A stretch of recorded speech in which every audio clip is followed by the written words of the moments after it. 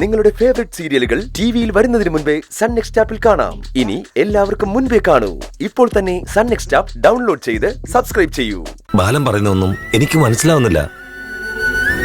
ഓഫീസിൽ എന്തെങ്കിലും പ്രശ്നമുണ്ടെന്ന് വെച്ച് അതിന് നീ കാരണമാവുന്ന എങ്ങനാ? എന്ത് കാരണമെന്നറിയില്ല. അവൻ അനുഭവിക്കുന്നതിന് കാരണക്കാരൻ ഞാനാണെന്ന് തോന്നുന്നു. അച്ഛനമ്മമാർ ചെയ്ത പാപം മക്കളും കൂടി അനുഭവിക്കുന്നു പറഞ്ഞതുപോലെ ഞാൻ ചെയ്ത പാപ ഇപ്പൊ അവൻ അനുഭവിക്കുന്നു. അവനൊന്ന് ജീവിച്ചു തുടങ്ങിയതേ ഉള്ളൂ, അതിനിടയിൽ സസ്പെൻഷൻ. അവന്റെ മനസ്സെത്ര വേദനിക്കുന്നുണ്ടാവും.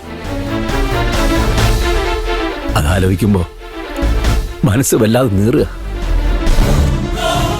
മക്കളുടെ സന്തോഷേ ഞാൻ ആഗ്രഹിച്ചിട്ടുള്ളൂ. എന്റെ ആകാശം ചാരുമോളും സന്തോഷമായിട്ടിരിക്കണം. അത് നടക്കുമെന്ന് എനിക്കറിയില്ല ഗോവിന്ദ. എല്ലാം കൈവിട്ടു പോയതുപോലെ തോന്നുക.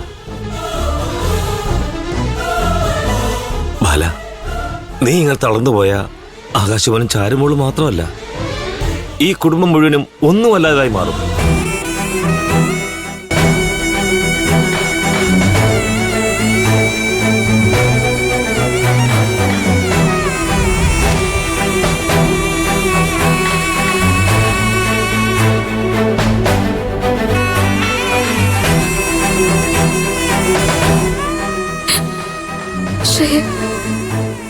എന്താണ് ഇങ്ങനെയൊക്കെ ചെയ്യുന്നത്?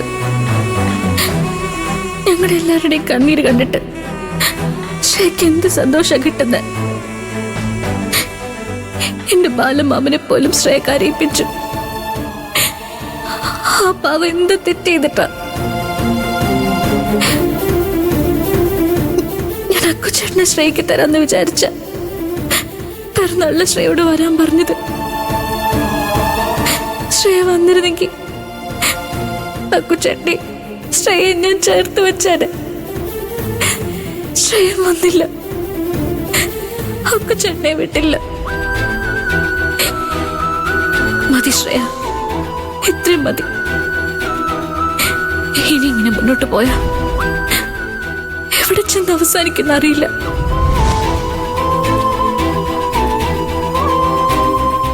നാളെ നേരം വെളുക്കട്ടെ, ശ്രേയ ഞാൻ വന്ന് കാണാം.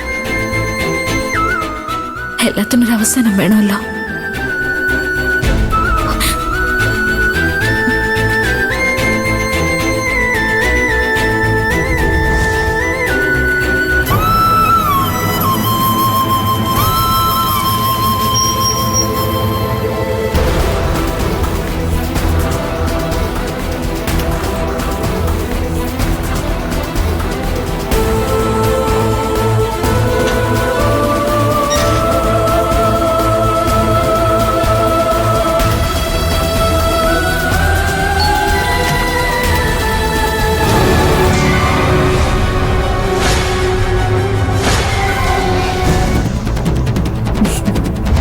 നിന്നോടാരും ഇവിടെ വരാൻ പറഞ്ഞത്?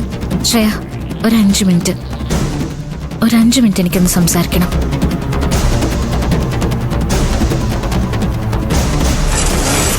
എനിക്കൊന്നും നിന്നോട് സംസാരിക്കാനില്ല. എനിക്കുണ്ട് ശ്രേയ.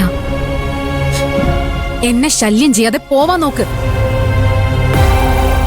ഇനി ഒരിക്കലും എന്റെ ശല്യം ഉണ്ടാവാതിരിക്കാനാ ഞാൻ ശ്രേയ കാണാൻ വന്നത്. എന്താ? ശ്രേയ, എന്റെ ബാലമാമൻ ഒരു പാവം. എല്ലാവർക്കും നല്ലത് മാത്രം ചെയ്യുന്നൊരു പാവം. ആ ബാലമാമൻ ഇപ്പോ സങ്കടങ്ങൾ മാറിയ സമയമില്ല. ആ കൊച്ചേട്ടനെ ഓർത്ത് ഓരോ നിമിഷവും വിഷമിച്ചോണ്ടിരിക്കുക.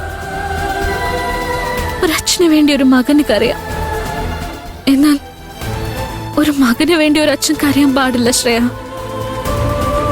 അങ്ങനെ സംഭവിച്ച അതിനും വലിയൊരു ശിക്ഷ ആ അച്ഛന് കിട്ടാനില്ല.